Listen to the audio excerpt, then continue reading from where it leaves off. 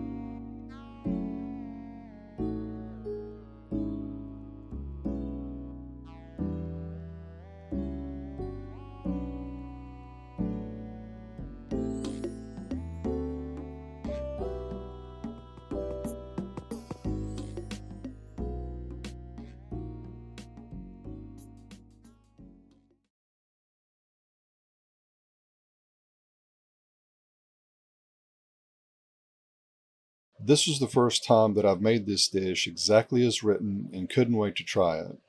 Being born and raised in North Carolina, I've eaten a lot of pulled pork barbecue over the years. This turned out wonderful. It was incredibly delicious, especially considering it was made at home in just over an hour.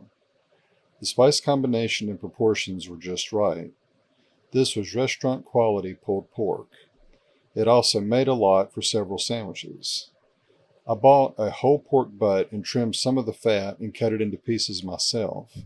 It made it very tender. I don't recommend using pork tenderloins because even though it's a leaner cut of meat, I found that it's harder to shred and doesn't taste as good. The only issue I had with the recipe is with the onion base for the pork. As you saw in the video, I had a hard time getting them to stay in place. My suggestion is to cut the onion in half and place them cut side down to make a more solid base, or even use 2 small onions cut the same way, in half and flat side down. But that small issue didn't affect the outcome or the taste. I also recommend using a quality barbecue sauce as it will be a major factor in the flavor of your pork. This is without a doubt a 5-star recipe.